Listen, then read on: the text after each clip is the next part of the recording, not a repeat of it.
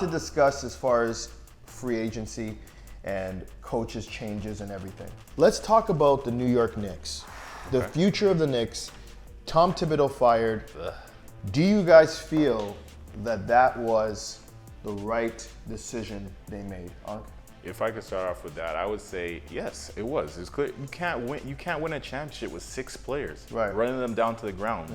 All the Knicks players is going to come out later, but they were all injured. Right. We could see that. Playing as a basketball player, we've all played basketball. We can look on the screen and we can say that guy is injured. Yes. But he's trying to push through. Like Right. I'm Yeah. seeing Karl Anthony Towns trying to sprint. Well, he just had surgery on his knee, and then another one in a torn ligament in his finger. So you're definitely right about that. A knee injury is not something you can rush back. It takes Right. time, and playoff basketball is so intense. Yeah. If you're injured, you're gonna make your injuries worse. Right. So I think the firing was legitimate. It's unfortunate because they haven't been to this position in Without 25 him. years. Yeah. I was 5 years old when they were in the finals. Right. They got washed, but Right. it doesn't matter. This 25 years, this would have been history Yeah. in the making. Yeah. I feel like if they had a better coach, because they had the pieces. If you look at their team, top to bottom, they're a better team than Indiana. For sure. I wouldn't agree with that. Well, they're definitely a good team, but where do you disagree with that? I mean, No, I think Indiana is definitely the deeper team, and that's the one thing that the Knicks didn't have is the depth, which I depth, think right. is why Tom Thibodeau was playing all these guys so many minutes. That's the reason being, and I'm not saying that Tom Thibodeau didn't. do you disagree? deserve- Do you disagree with the firing? No, I think the firing was fine, and I know Okay. it was backed by the front office and things Right. like that, so it was totally fine. They want a new, fresh face, and we see that the coaches are always a scapegoat for these type of things anyway. So I'm fine with it. Right. But realistically, the Knicks need more.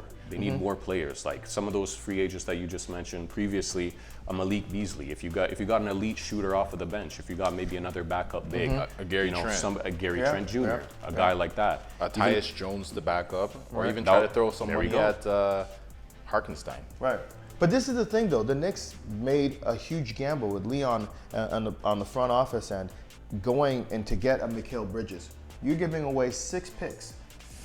You know, It was for Mikal Bridges. quite a lot for him. That's a lot of picks to That give could have away. been at Ace Bailey. Exactly. So when you look at that in perspective, the New York Knicks have mortgaged their future, and in a sense of what they gotten back in return, is that even enough to put a good team on the floor? And now you've got to figure out a new coach, right? So when we talk about new coaches, do you guys have any sort of suggestions as far as who the Knicks should consider to take that coaching spot?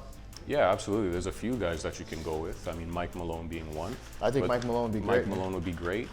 There's been talks of Jason Kidd, Ime Udoka. Obviously, he's still with the Rockets, but The New York, Jason Kidd's with the Mavericks. So how would that work?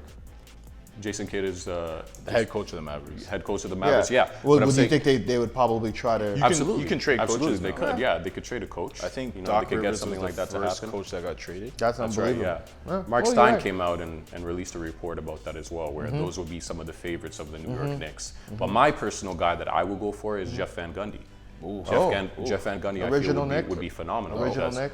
Yeah, that's right. 25 years ago. He was a lead assistant for the Clippers last year. Right. The players and the coaching staff all loved him. Yeah. They were raving about him. I think he would be prime to just be in that New York environment. But they do need help. They need more pieces. Yeah. It's not just the coach's fault. They need more guys over there with the Knicks to, but they're right there. They're Back there. to what They're you were right saying, there. right? They're They're right there. right there. They're So right it's there. not like, they traded Talent-wise, all they're that. right there. That's it. They traded all But those guys I for still, Mikal Bridges. I still think that the talent that they've got, for me personally, I think the best coach for them would be a Jay Wright for Villanova. That could be good too. I think that he's got a good consensus with those Villanova players, with Josh Hart. that's perfect. Right? And Perfect. Jalen Brunson. I think that they could get that championship success because they won championships. That's right. I think that Jay Wright would be the best fit for that Knicks organization. But then again, Jeff Van Gundy wouldn't be bad either. I think Jeff Van Gundy would be great, and he hasn't been a head coach since the Houston Rockets days, where he was, Over 20 years now. It's been a while, But what about you, Ankh? How do you feel as far as coaching changes for the Knicks? The thing about Jay, he's in such a good situation with University of Villanova, so I don't see him leaving anytime soon. It Right. depends if the Knicks have a different type of bag. Yeah. But there are some notable coaches that are available. Terry Scott's that coached in with the Portland Trail Mark Blazers. Jackson, who Mark started- Jackson would be great. Who gave the confidence to Clay and Steph. Right. This is the best backcourt in the NBA, and Yeah. he wasn't lying. Yep. I won't. This guy, I'll just say his name as a joke. Doc Rivers. Oh god. All right, we don't 3-1. Terrible. 3-1 has the highest 3-1 losing record in NBA history. Right. Mike Budenholzer, I like him. Yeah. Mike. And Mike Malone. Like, you can't go Mike wrong with Malone, Mike yeah. Malone. Mike. And to go to another Mike, not Michael Jordan, he's on NBC now. Yeah. But Shouts to Mike. But to go to Mike, who has the same skin as me, Mike Brown, he's another good There good you go. choice. You know, Mike Brown hasn't had an opportunity to prove himself. Since 2010 in Cleveland. Yeah. So the last And he did a No. great job with the Sacramento Kings. Sacramento. He did great in Sacramento. Coach of the year, fired. Yeah, fired.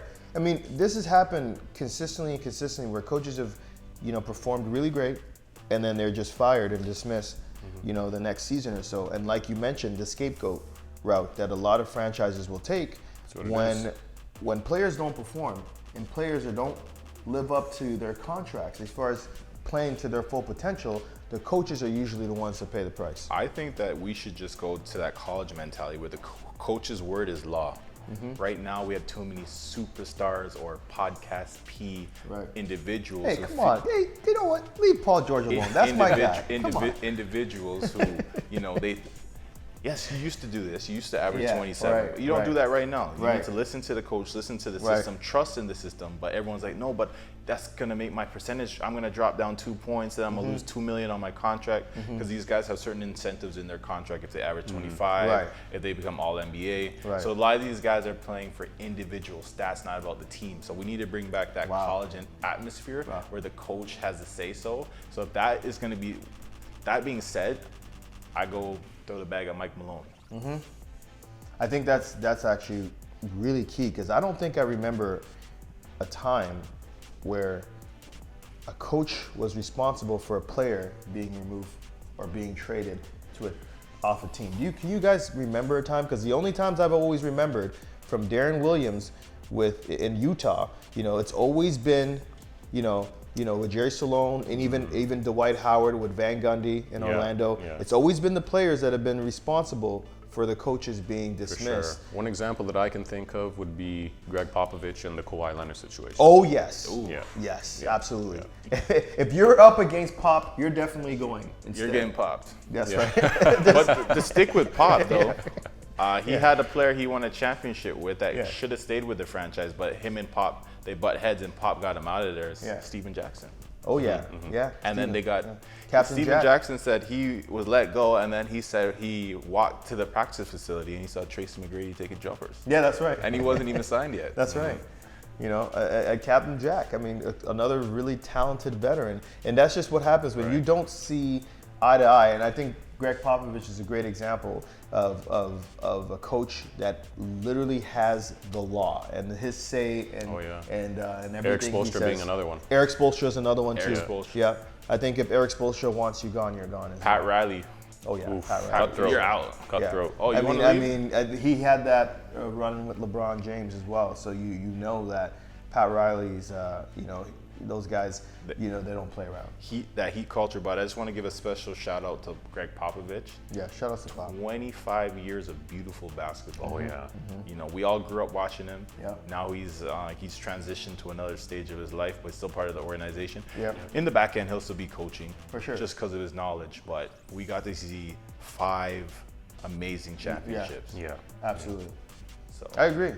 Well, appreciate you guys tuning in here for the NBA Finals coaches and discussion as far as where these teams and franchises will go. We'll be back after these messages.